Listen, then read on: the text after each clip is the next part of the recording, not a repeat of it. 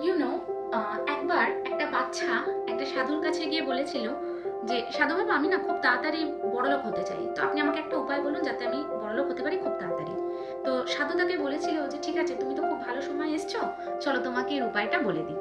তো সাধু বাবা বললেন যে দেখো, সামনে একটা জায়গা রয়েছে, এখানে অনেকগুলো পাথর রয়েছে, এই পাথরের মধ্যে, এতগুলো পাথরের মধ্যে যে পাথরটা ছুঁয়ে তোমার গরম ফিল হবে সেই পাথরটাই কিন্তু হবে পরশমণি, এবং এই পরশমণি তুমি যেটাতে ছোঁয়াবে সেটা গোল্ড হয়ে যাবে, তো এইভাবে তুমি বড়লোক হয়ে যেতে পারো।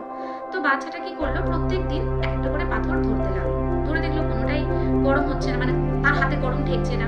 তো সে কি করলো, হ্যাবিচুয়ালি প্রত্যেকটা পাথর ছুঁড়ে ছুঁড়ে ছুঁড়ে ছুঁড়ে ফেলতে লাগলো, বুঝতে লাগলো আর ফেলতে লাগলো।